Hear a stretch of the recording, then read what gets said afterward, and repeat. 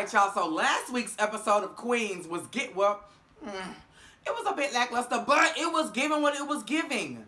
So let's give it what we got. I'm the type of girl you call wifey. Yeah. What does the cat do? Meow.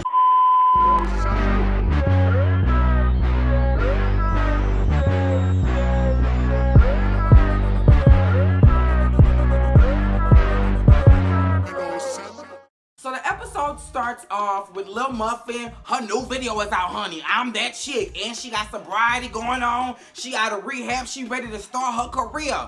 But she got people in her corner that's not really feeling her like that. They want her to be the old her. They want her to still do the drugs. They still want her to do this, that, the third. And mama like, I'm on the path of righteousness.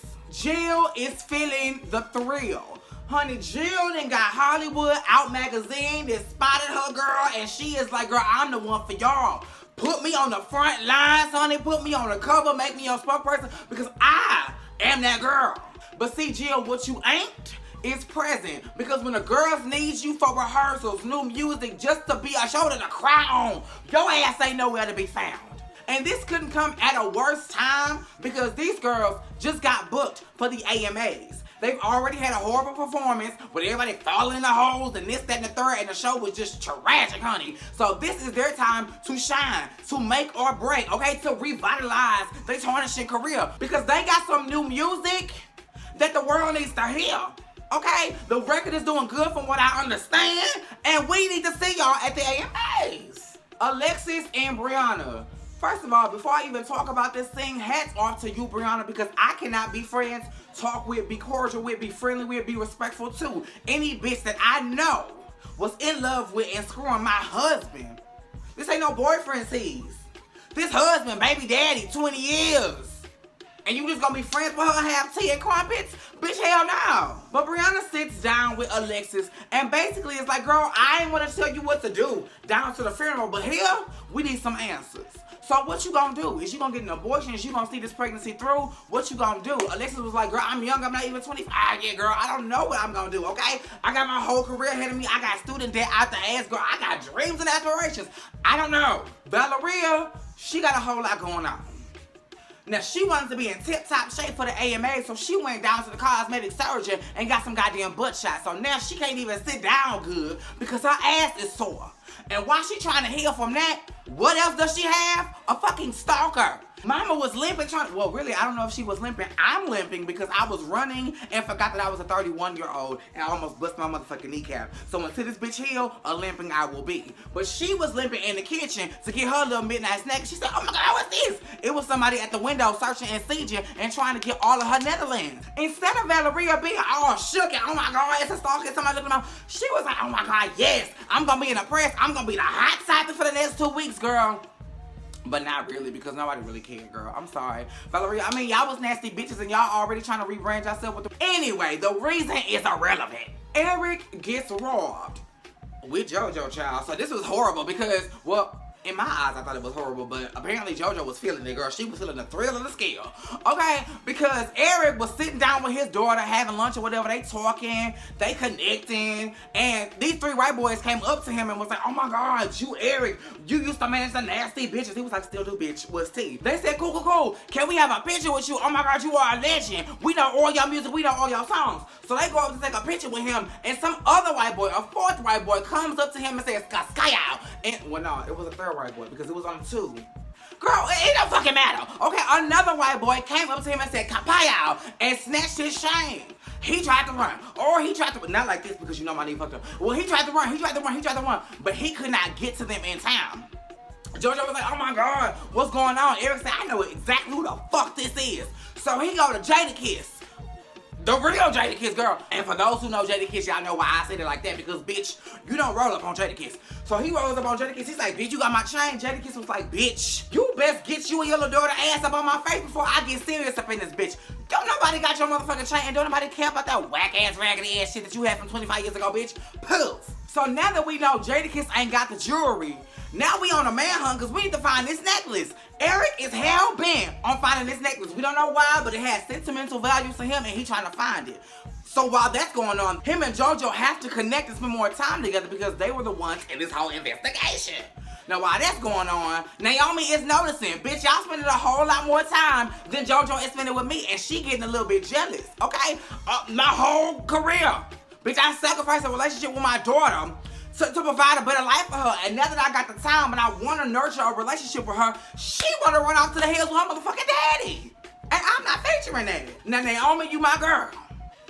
But you have to be fair in this. When JoJo was being deprived of a relationship with you, she was also being deprived of a relationship with her father. So the little time you do have, she don't even have with him. She trying to make up for lost time. You got a little bit of a foundation. She ain't got shit with Eric.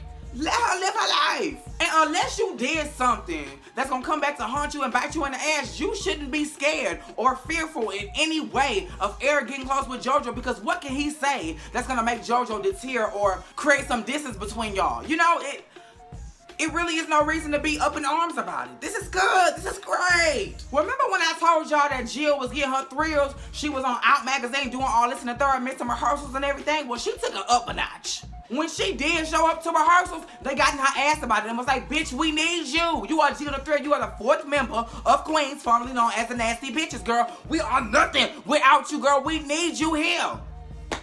Jill said, well, guess what? I don't need y'all black ass. And she was gone. She said, I don't need this. I don't need y'all. I am a sensation, bitch. I've been waiting my whole life to be seen to her. And I'm finally seen to her. And instead of y'all being happy for me, y'all jealous. Oh, girl, bye. Lil Muffin, what's her? Lauren, because y'all know I don't like calling her Lil Muffin. Lauren reinvents herself. Now, when she was hanging around these old nothing-ass leeches around her, telling her, oh, you're not going to be this, oh, you're not going to be that, this, that, the third, they was giving her, like, doubts in her mind, telling her, girl, you gonna be a has-been 2 to 3 months and rap career is like forever, girl. They're not gonna even remember who the fuck you are. So she felt like she needed to take drastic measures in order to reinvent herself and put herself back on the map. So she shows up to the AMA pre-party with a fucking she brought a fucking little Uzi Vert, y'all. She had a motherfucking diamond-encrusted unicorn horn implanted into her forehead. What? So, as y'all know by now, we're here at the AMA pre-party. And it's like, okay, if this is what pre-parties is, because I can sit this whole out and be at the awards the next day. Because it was real boring, it was real lackluster. This guy was giving eyes to what we thought was Valeria, because Valeria and Brianna was standing together, and Valeria was, switch the hip, do this, do that, He walked over there and gave all his attention to Brianna, and Valeria had got sent packing, because she wasn't the one that he was looking for. He was like, Professor Sex, you are the one, girl. Here's my number. Call me. So after Brianna and that dude exchanged numbers or whatever, then we see Alicia, the girl that's been hanging with Jill, the girlfriend, the one that caused her to break up with the real girlfriend because she had a rendezvous with her one night. She is spearheading all of this solo stuff with Jill. So she comes on the stage. She's like, ladies and gentlemen, give it up for the nasty butches. Y'all heard me correctly. Not nasty bitches, nasty butches. Like Butch, Butch Queen, Studs, Dykes. Bitch, why the fuck did Jill the Thrill come up there with 3 other girls? Boom, 99, and she performs. Now, you know you wanna be here, my nasty girl. I'm like, oh. The whole group is like, what in the fuck? And it's crazy because right before she went on stage, Brianna was like, where in the fuck is Jill? Getting ready for her solo performance, okay, bitch? So naturally, that pissed everybody off. And she was kind of like out the group for real at that point. They was like, okay, bitch, we gonna move on and we gonna do our new performance with just the 3 of us. But before that happened, Brianna needed to be Professor Sex again, bitch. She went to that dude house that had walked up to her at that pre-party and gave him a thrill that he could motherfucking feel, bitch. And that's what I'm talking about. Now, she was like, I don't know about going to you, because that man was trying to fly her and all 5 of her kids out to Paris. She said, I don't know about Paris.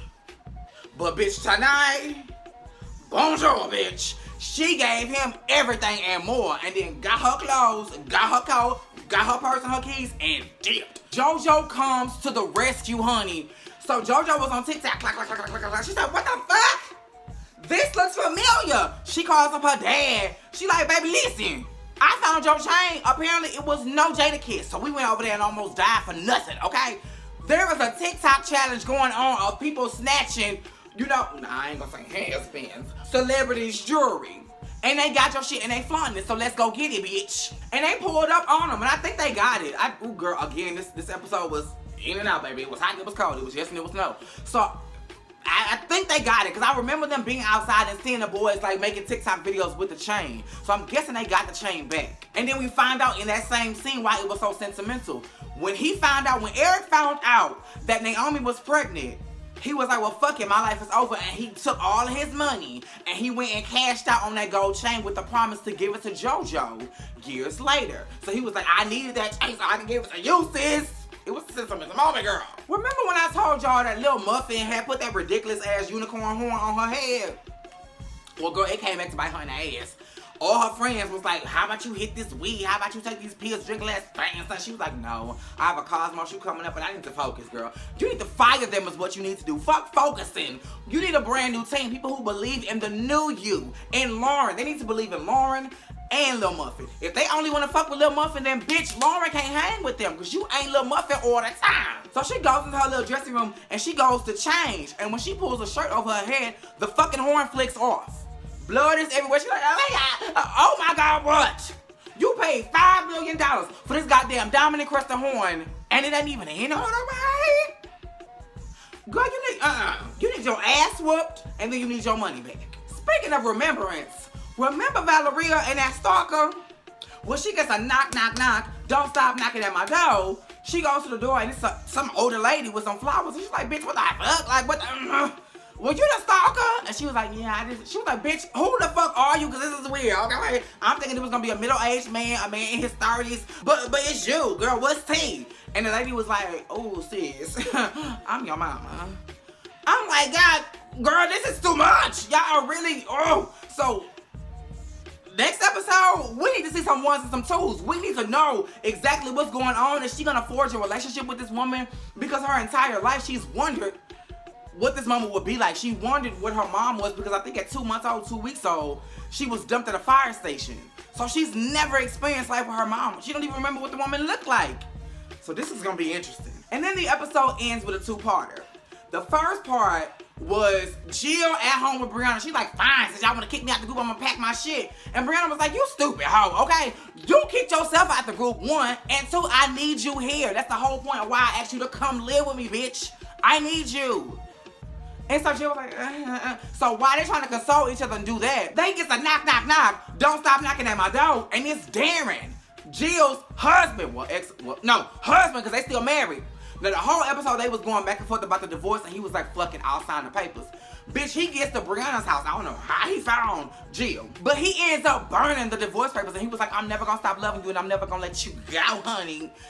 Now this is giving stalker tease. Not Valeria and her mama. This is giving stalker tease. And then the second half was the AMAs. They was all saying a prayer. They was all doing the ones and the twos and getting ready for the AMAs, but we didn't see the performance because right as they was walking to the stage, the episode ended. So that's what this episode was giving. It gave what it gave. Again, it was a little lackluster. It was very short. It really didn't give me much. I think this was like a filler episode. Every season of every show has one, so I'm not surprised. But it was good. It just wasn't as action-packed as the first couple, honey. But yeah, it gave what it gave. So I gave it what I had. Make sure you are liking, commenting, subscribing, and that the notifications are on. Same place, same time.